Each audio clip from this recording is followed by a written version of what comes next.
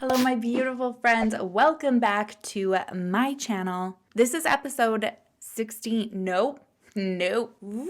15 of your viewer submissions. This is the series that I do where I read the submissions that you have sent me. These are your own stories, and I am reading them as you write them for you on my platform. As always, thank you everybody who sends a story in. It means so much to me that you trust me with these. And thank you to everybody who sends so much love, support in the comments. It's really a team effort of love and support and healing here, and you all do it so well. Before I get into the stories, I can officially say that the other true crime YouTuber that is now doing this series is Brooke McKenna. I know a lot of you guessed that in the comments and hoped that it was going to be her. So I'm really excited for Brooke to be doing this. And her and I kind of chatted a little bit about it too. And it's really nice for us to also have each other while we do this, because I've said it so many times.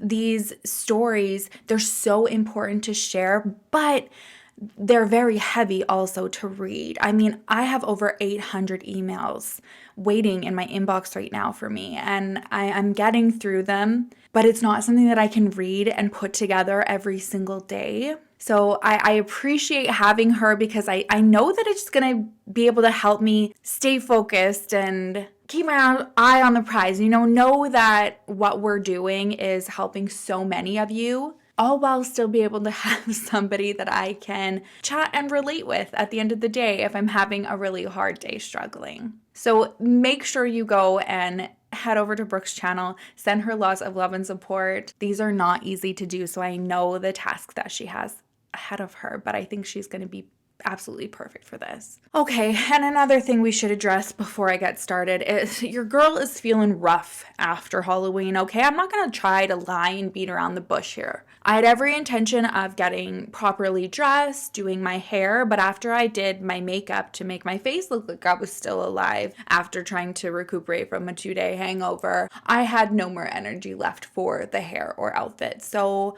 I am still in the sweatpants that I was wearing 2 days ago. And I'm also in the same hoodie that I wore yesterday before going to bed, and I spilt pho all over it, and I look down and I'm at my mom's house because this is where I film, and I don't have any other sweater to put on, so these are my stains. I'm very sorry. While we're at it, I also haven't washed my hair in 2 days. Okay, let's get started. Our first story says, "Hi Sherilyn, I'm 22 years old now, but this story starts shortly after my 16th birthday. I was a very smart child. I went to summer semester at a college in NYC, very far from my home in Georgia. I wanted to be an improv actor." Oh, that sounds so fun.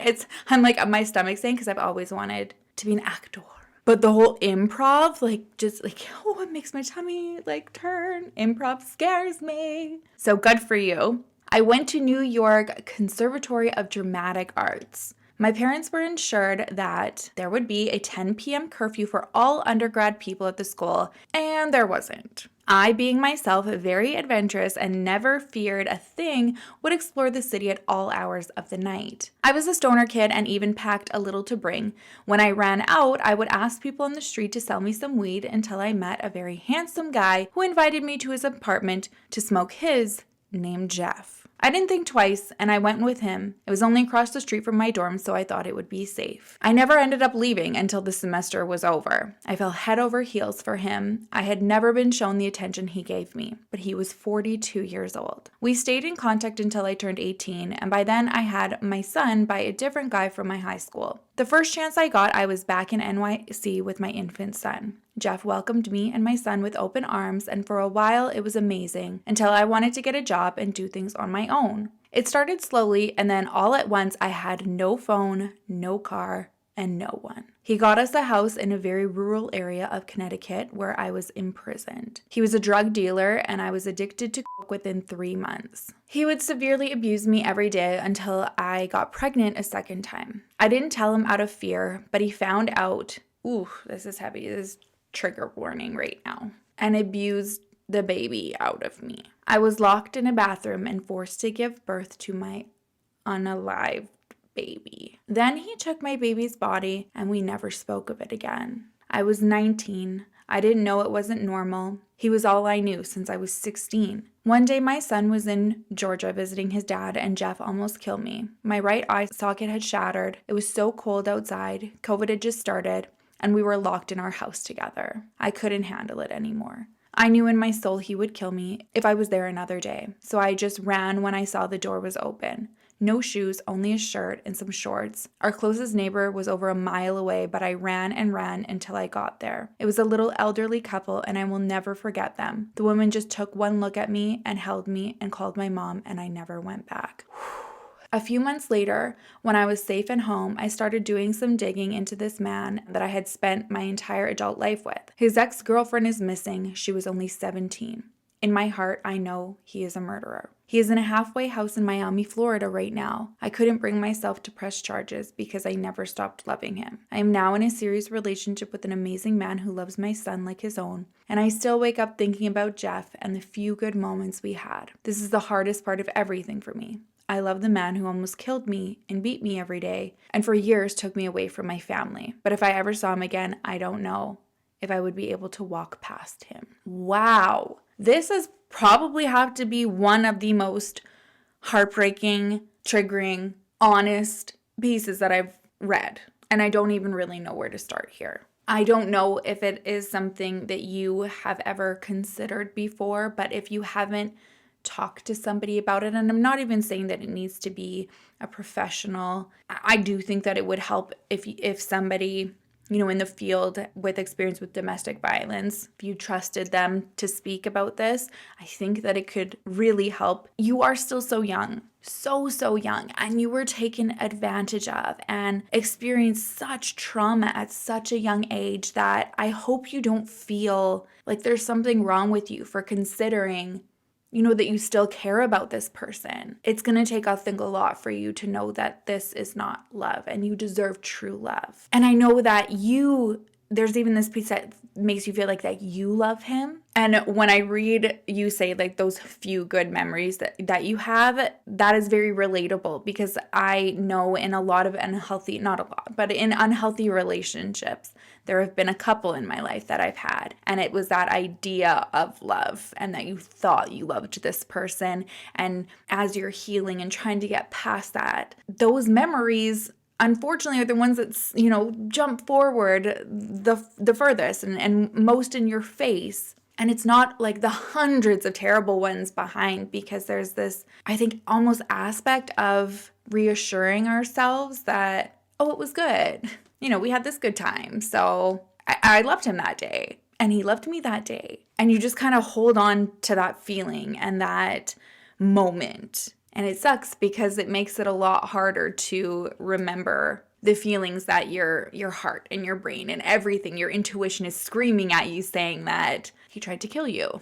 This isn't okay. You deserve better. I'm sure that this is going to be very relatable for people watching that were in an abusive relationship in COVID. It is something I spoke to a lot of people in my life about, how fearful I was for women in their lives at that time who were in an abusive relationship. We were locked inside, and if you were with an abuser, there was no escape for you. Oftentimes there's a reprieve. Some women are able to go to work and that they look forward to that moment from the second they get home until their alarm clock goes off and they're allowed to leave the house again. And that was taken away. There were a lot of men that were in this situation too. And it's already harder. It's already hard enough for men to talk about those things. So to then be further isolated from everybody, it's really upsetting to think about. And your story just proves that so many people in the world experienced this. And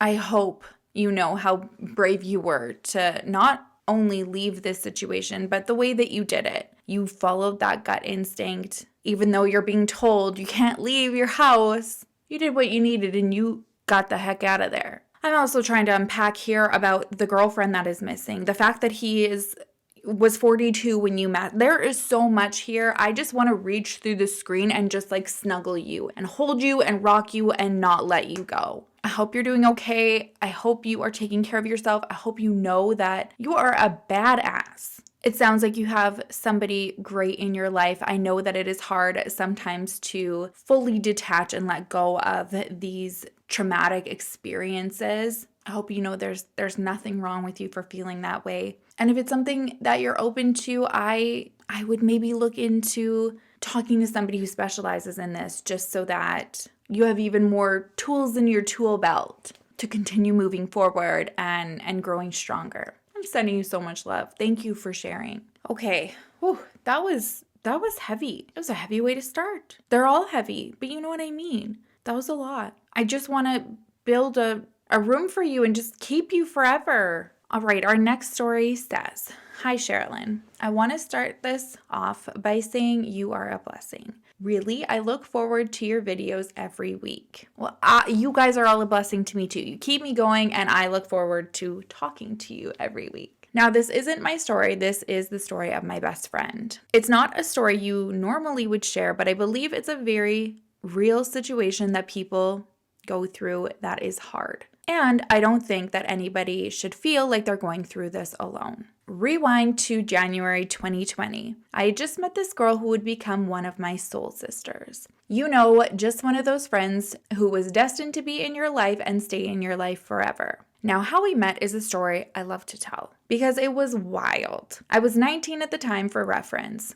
I had been crushing on one of my guy friends for a while, and one of his girlfriends, we're going to call her C for this story, was supposed to come down and visit, but on her 8-hour drive down, her car broke down. Me, being the hopeless romantic I was, offered to go drive up and pick C up and bring her down for the weekend in hopes it would score some brownie points for the guy that I was into. Fast forward, her and I became great friends on this trip and bonded over our shared experience with abusive relationships. I'm so sorry you've gone through that. The weekend went amazing, and then it was time to start the 8-hour drive back to take her home. This trip, we talked about how her fiance at the time was a very abusive man. She had just caught him cheating on her with his coworker the week prior and had confronted him on it. This was the 3rd or 4th time since they had been together. She had actually caught him with somebody else, but you know how abusive relationships can go. He would lay his hands on her and would dazzle her with his lies and hopes for a better future. He was your typical narcissist who would try to threaten to kill himself every time she would leave. I remember us talking about this, and the entire drive home I was encouraging her to leave. As a domestic abuse survivor myself, I tried to advise the best ways to do so and encouraged her to put herself first for her own well-being, as she was only 19 at the time. I didn't want her to marry somebody who was treating her the way he had been. I believed we had made some real progress the almost 9 hours we were in the car together, and I was right. 1 to 2 weeks after our visit, if it had even been that long, C decided she was going to end it with her abusive fiance. She did everything right. She ended their relationship at night after she caught him still talking to his coworker. He had done the whole, "if you leave, I'm going to kill myself." But at this point, it was overplayed and she was just fed up with it. She advised she was going to stay at her parents' for the night and come back to get her stuff from their house in the morning, and she left. In the morning, around 6:30, 7 a.m., she showed up at their house to get her stuff. As C walked into the bedroom, she found her fiancé had unalived himself and was dead upon her arrival. She called the police and they cleared everything. It took a really long time for her to cope with everything that had happened, but this is where the real pain comes. Still, to this day, almost 3 years later, his family and their old friends still go out of their way to blame her for his suicide. She refuses to tell them about all of the abuse and bad things he did to her, or the truth behind the situation, as she doesn't want to ruin his name. So she lives with people thinking that she is the reason this man unalived himself. To this day, people blame her and belittle her into feeling like she killed him by standing up for herself. Not only does she have to deal with him abusing her when he was alive, but somehow he manages to still mentally torture her to this day. Survivor's guilt, especially in a situation like this, is something I hope no one else has to endure. Oh, this is really rough. She has thankfully grown past this awful situation as best that she can. She thankfully ended up falling for her best friend since kindergarten, and they have just celebrated their 2-year anniversary. He treats her like a princess, and my heart is filled with so much love every time I see them together because she deserves that. You sound like an amazing friend. She came to accept that the situation was not caused by her, and that it was just a sad situation of untreated mental health issues, and she got thrown in the middle of it. I just hope that anybody going through a situation like this or similar where your partner is threatening to unalive themselves without you, that isn't your fault. People, men and women, who are threatening that to you really should see a therapist. It's not your responsibility as their partner to fix every bit of trauma they have. It's not your fault or your responsibility. If you feel uncomfortable or stuck, it is okay to leave, regardless of the circumstances. This is so well said. It may not always be a happy ending, but it is true that when one door shuts, another one opens. C went through the most traumatic event anyone could possibly imagine. I look up to her and where she is now. I hope some of your viewers can get the same thing from her story. Thank you for telling these. I think it's very important for people to get a sense of the not so nice stories you can't always talk about. All my love, M. I don't think we've had a story like this. And like you said, I think this is very important. There's not much for me to interject and say here because you said it so perfectly. If you are in an abusive, toxic, unhealthy relationship, it is not your responsibility to fix that person or stay with them because they are threatening this. And I also think that it's worth knowing that if somebody does think, okay, well, I just heard that this person did do this in this story, and I don't want that to happen to somebody that I care about, this isn't as common. I know that it can happen because of like the heat of the moment and those emotions. And if somebody is also already unstable and they're abusive and they don't have any coping mechanisms, that can be the route that they do take. But often it is a control tactic, and it does prey on somebody's kindness and their heart and fears that this is what this person is going to do. And just the way that you said this, it was so perfectly. It's not a partner's responsibility to fix somebody or keep them together. It's also not your fault if something like this happens or your responsibility. And it really is unfortunate that his loved ones are blaming her and she's having to deal with this. I can't imagine how much harder that is to deal with, though, when you are keeping some information for his loved one's sake, and I guess in a way his as well, protecting his reputation and not wanting to share this information about him. So they don't really have much to go off of. And to be very honest, I don't even know if, unless they had proof, like unless there were photos or texts and stuff like that, that they would even believe it. Lots of pain and emotions and trauma going on in this. Thank you for sharing this, because like you said, this is not a story that we normally get. But like all of them, it's something that is so important for people to be aware of and see the signs, know that they're not alone if they're going through something similar, and know that it's not their responsibility to fix somebody. All right, our next story says, "Hi Sherilyn, I am somewhat of a new subscriber. I love you, your videos, true crime, and wine. I love you as well. I want to give a warning. My story is very sad and disturbing. It breaks my heart and scares me even just telling it, but I want to share. I used to live down the street from this man back in the early 2000s. He was married and had 3 young, beautiful children. I was pregnant at the time and lived with my boyfriend. I didn't know what it was at the time, but something about him gave me the creeps. I don't even know where this story is going, but I'm going to say, you always follow those intuitions, everybody. One day, his wife approached me and asked if I was willing to babysit her 3 children while she worked. She said she would pay me, and I agreed and began watching them for a few days. It was 2 little girls around the ages of 9 and 5 and a baby boy around 5 months old. They were so sweet. The father always looked for a reason to come to my house when my boyfriend was at work at nights to talk to me about the children. He would always look for a reason to come into my home. He'd tell me things like I was so pretty, but tried to act like he was saying it in an innocent way and not a creepy way, but it was still very strange. I made up a reason to no longer watch his children so that he wouldn't have an excuse to just randomly stop by, and maybe he would leave me alone. I missed the kids, but this was all just too much. A few weeks after I stopped watching them, one night I was home alone. My boyfriend, now husband, was at work, and I was laying on the couch and fell asleep. I woke up due to hearing a scratching at my back door. I thought at first that it was a cat or dog. Then my doorknob started turning. I screamed that I was calling the police. It stopped for a few seconds. Then a loud bang hit my back door and it was slightly open. I ran out of the house using the front door to my neighbor who lived right in front of me.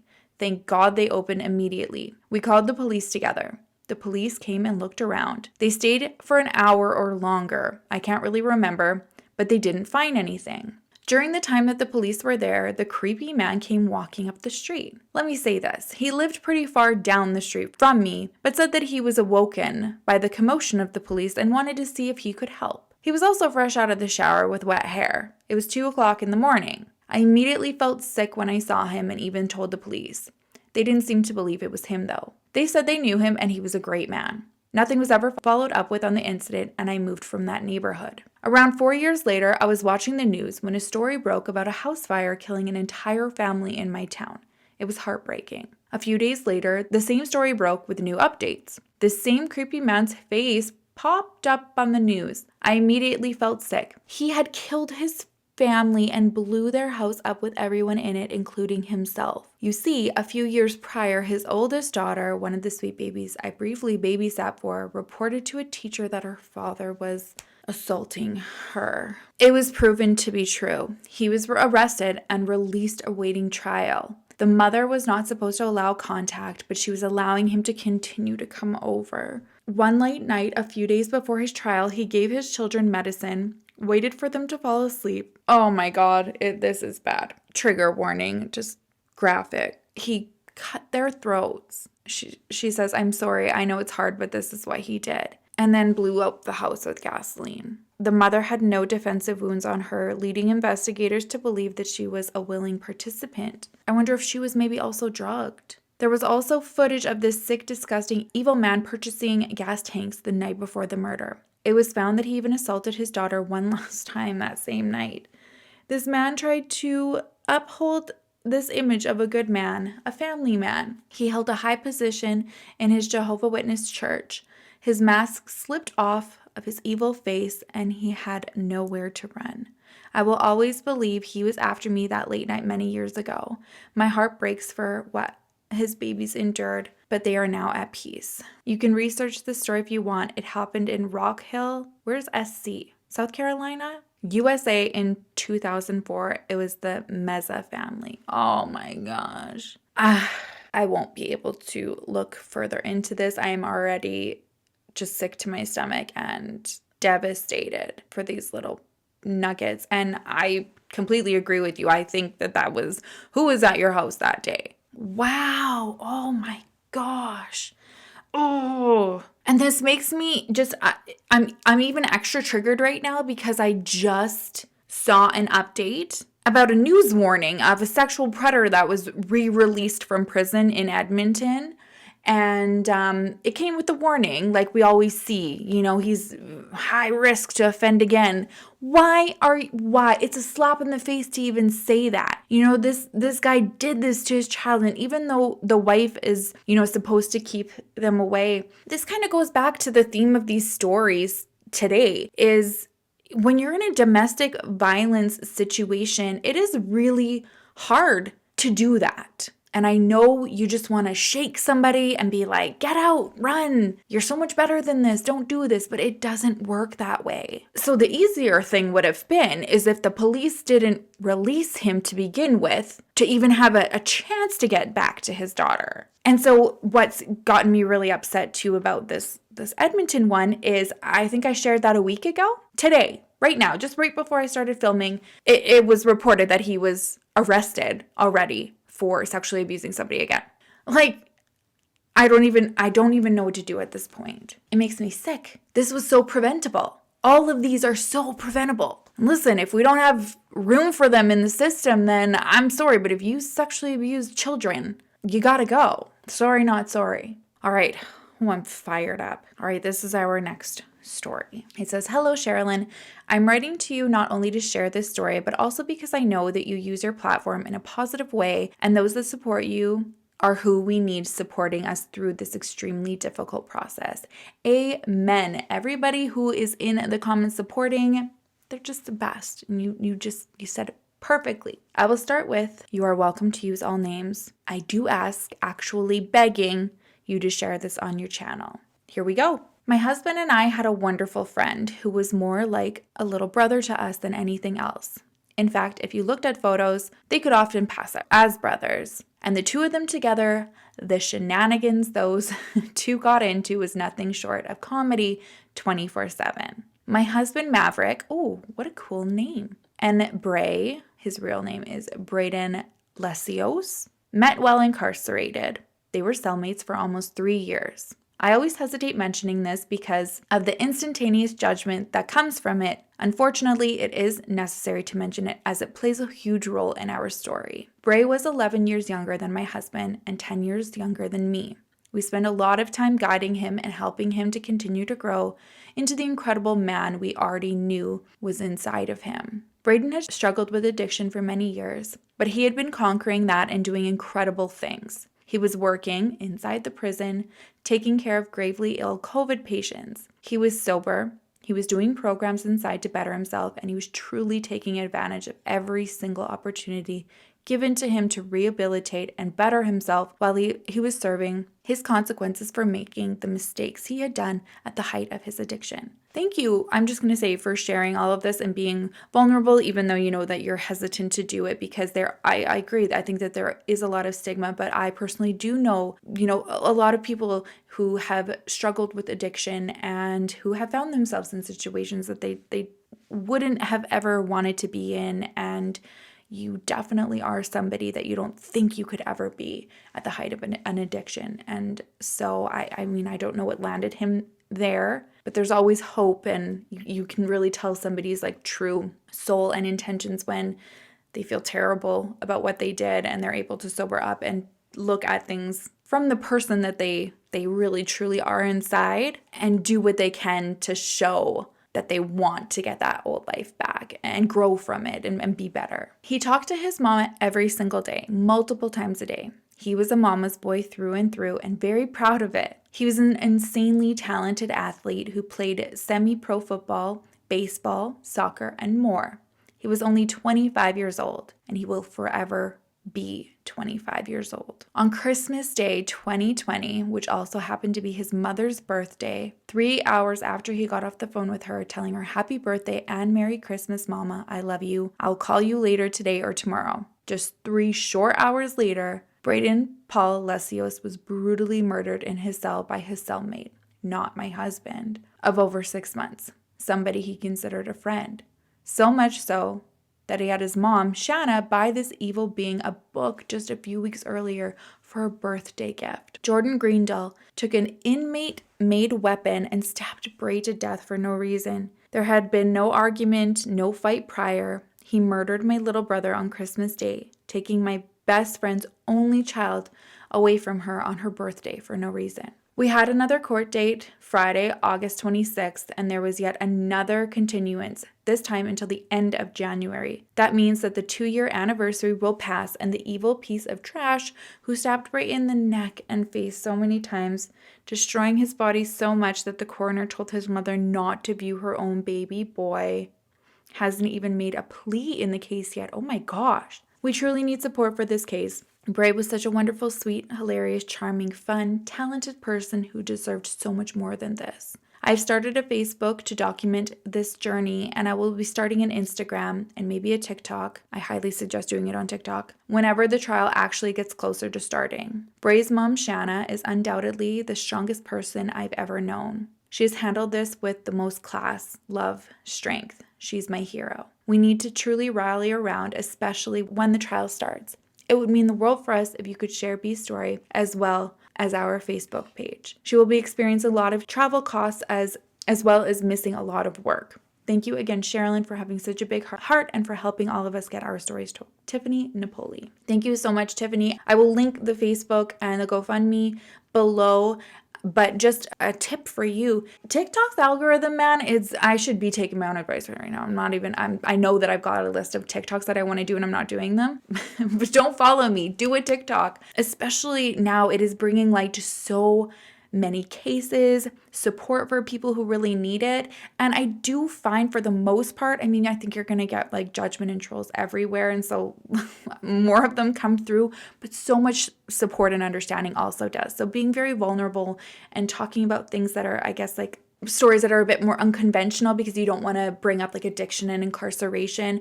I think that there's definitely a place for that on TikTok. And thank you for trusting us and everybody in the comments, to be compassionate and loving and send support to you, your husband, and your best friend. All right. Holy, today is just very intense. Our next story says, "Hi Sherilyn, I've debated writing to you since you started this series, but I finally built up the courage to share so that you can use your platform to bring awareness to a problem that I've never heard about, but does happen because it's happened to me. This is my story. I would like to remain anonymous, and now to begin. I will put a trigger warning here: sexual assault of a child, children. I am currently a 25-year-old woman getting to know who I am and why I am the way I am. I recently decided to start going to see a therapist due to some of the mental depressive episodes I was having. She opened up doors I didn't know I had shut and blocked the memory out for so long, but deep down I always knew it happened. I was around the ages of 4 to 8 years old, and so was my male cousin. My aunt and my uncle, including my cousins, live out of town and were staying with us while they were visiting. When it came to where everyone was going to sleep for the night, they put my cousin and I in a couch together, put together like a bed. I won't go into much detail, but I was assaulted by my child cousin while also being a child. My grandpa, who was also there at the time, caught him and told the rest of the family. Everyone knew this happened, but it was later never brought up again. I always knew this happened, but it never clicked to me that it was an assault until my therapist confirmed it indeed was, and there could be a reason why I have the problems I do. I wanted to share because everyone talks about how adults could be the only ones who can harm your children, but never talk about other children doing this to one another. Some kids are more exposed to S behavior than others and act on it with other children. I want this to be known to everyone with children and to keep an eye out when their child is around another child. It could be innocent and the child could be completely not aware what they're doing, but it definitely happens.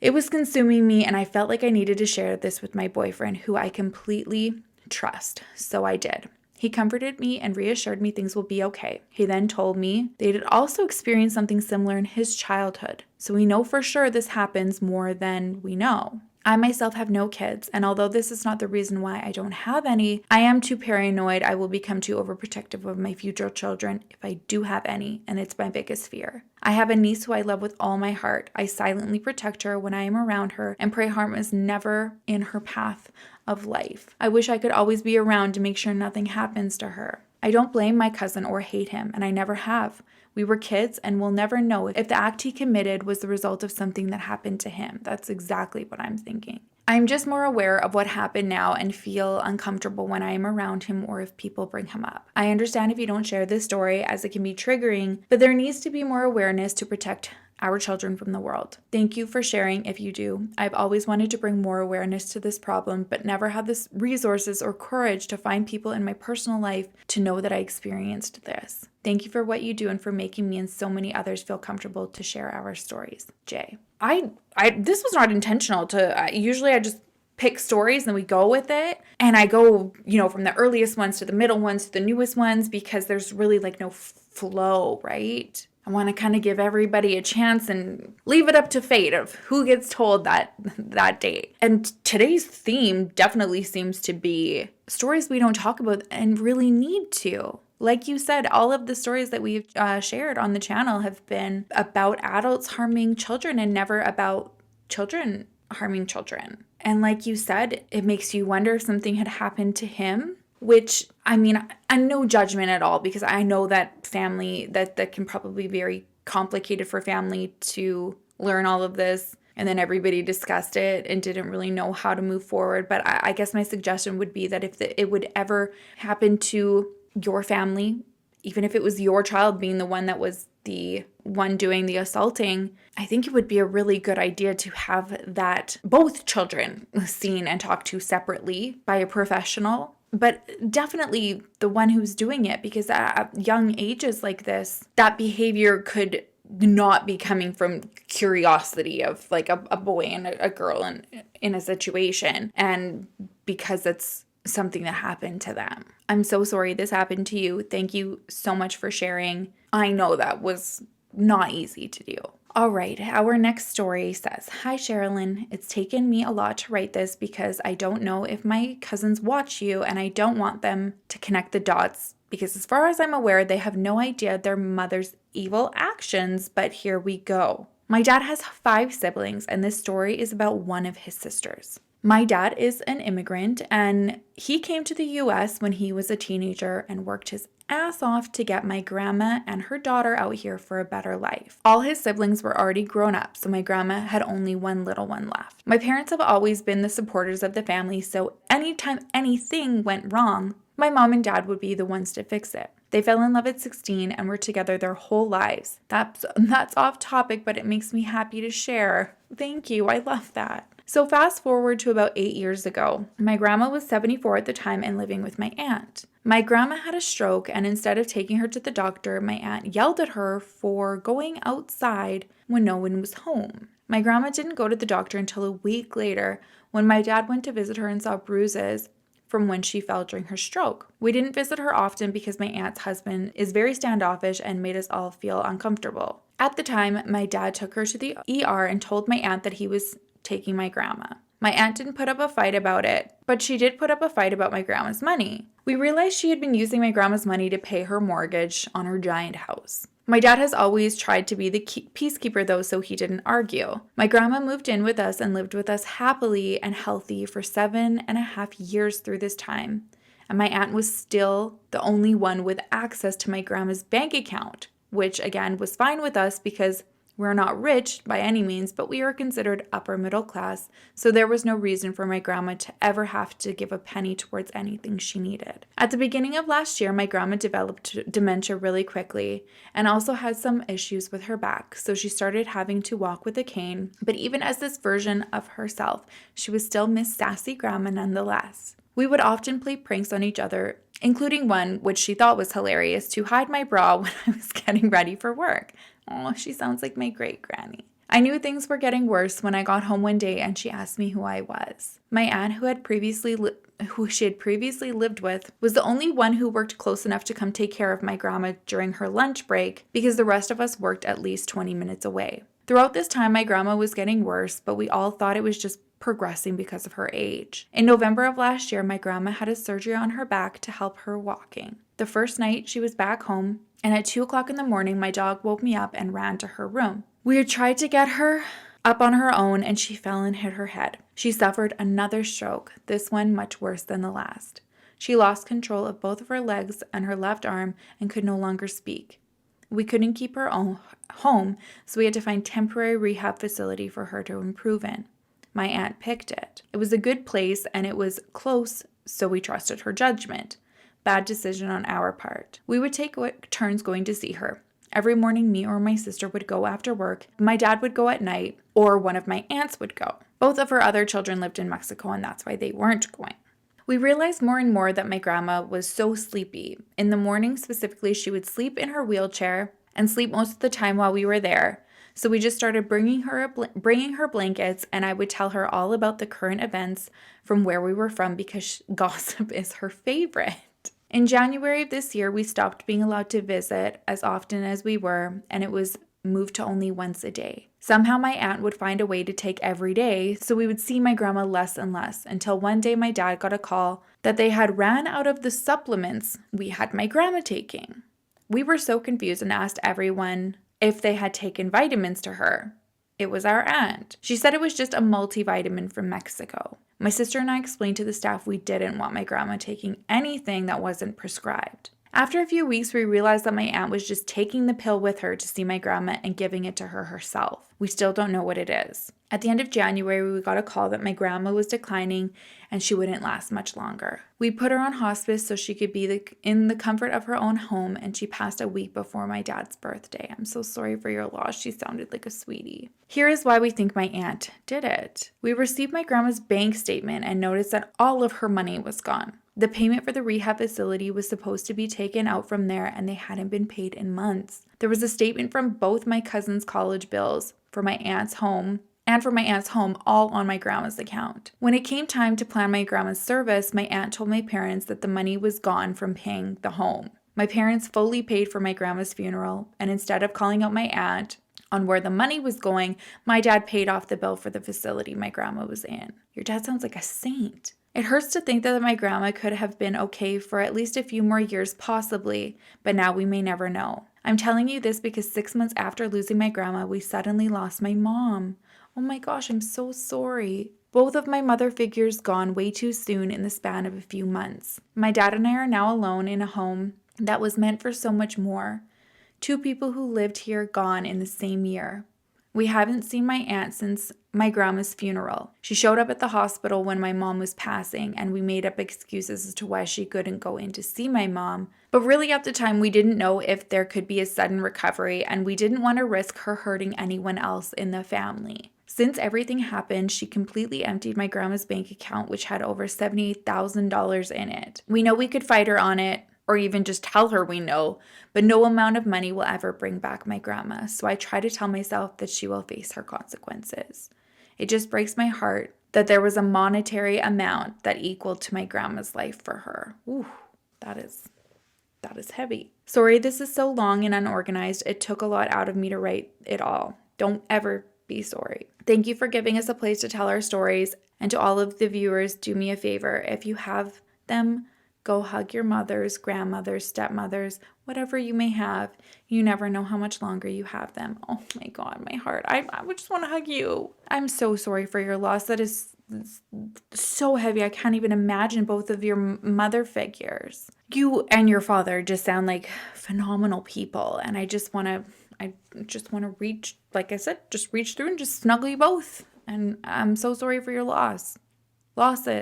Thank you so much for sharing this. I know I can't even imagine how hard it would be because, like you said, there's no proof and you don't really know what happened, but you have this gut feeling and this inkling. And then when you look at the accounts and stuff like that, it gives concern. But to make the decision to not say or do anything because you know that it can't bring them back, and then have all of that negativity and pressure and stress on you, you sound like amazing people. And I'm sending you so much love. All right, I believe this is our last story. It says, "Hi, Sherilyn. Before I get into my story, I just want to say that I've binged every single one of your true crime videos, and I'm loving hearing the true crime family stories. My story is quite heavy, so I want to put a trigger warning for kidnapping, torture, and trafficking of a child. Holy, today is intense. Please skip my story if these topics trigger you.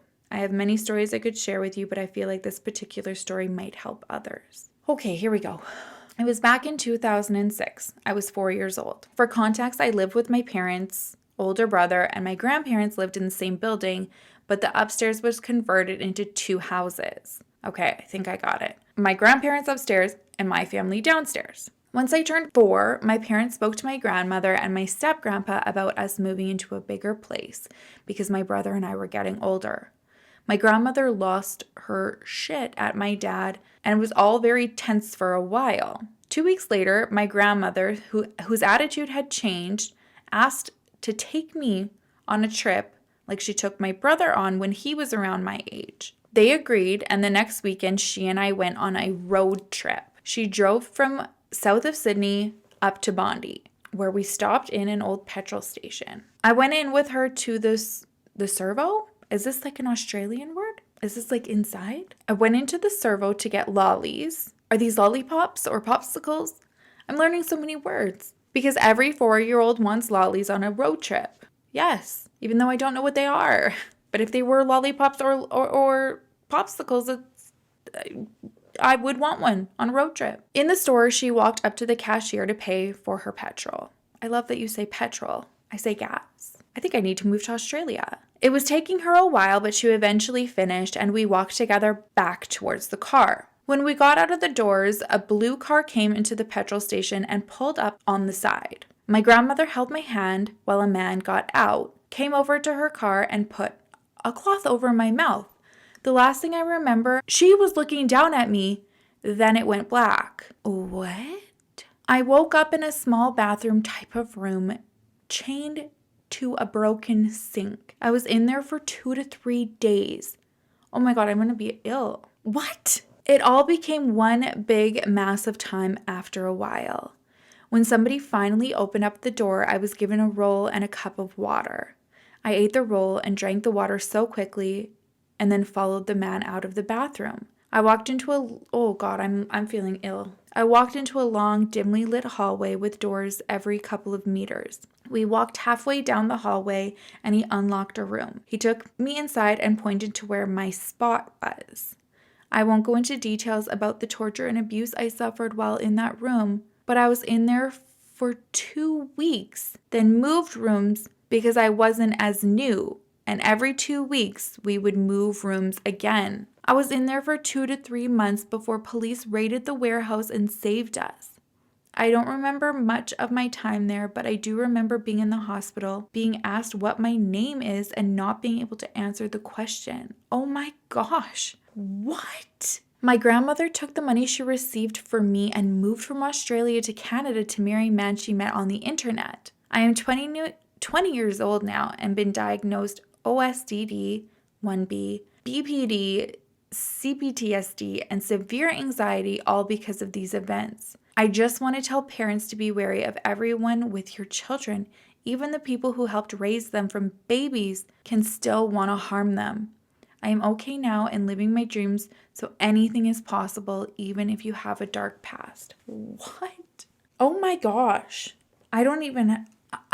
I'm feeling ill. I just need everybody who has shared today to come through the screen right now and just come for like a big group hug. What? You are incredible for surviving this. And to add at the bottom of this, that you're living your dreams, that anything is possible despite having a dark past. Like, oh my God, I feel physically sick. I have a lot of questions, but it's not my business, but I'm like, where is your grandmother? Like, did she ever get justice for what happened to you? You also mentioned that she took your brother on a road trip at some point. Did this happen to him? Like, oh my gosh. Oh my gosh. This was a lot. Today was a lot. I think we can all agree that we need to go and hug our loved ones very tight. Go and message our parents and grandparents.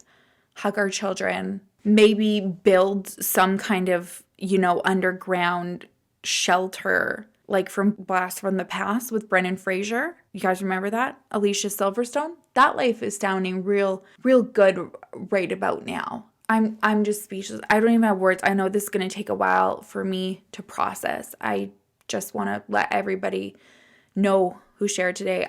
Thank you. I'm sending you so much love and strength. Thank you for bringing awareness and being vulnerable. Thank you to everybody in the comments for sending support as well. If you have a story that you also want to share, you can do that at sherrilynstories@gmail.com. I wish I had Brooke's email on me for what she's sending. Let's find it. Let's just quickly find it right now. Brooke's great and she's going to do amazing with this. And like I said, I have 800 stories in my inbox right now. All right. So Brooke's is Dear Brooke, I survived @gmail.com. Ooh, I love that. Thank you again so much to everybody who sent in your stories. I'm sending you so much love and support. I will see you in the next video. I will miss you all terribly so much. I'll miss you so terribly much. I don't even know how to talk right now. I'm going to miss you a lot, okay? Until the next time I see you. Until then, make sure to love each other, love yourself, and I will see you soon.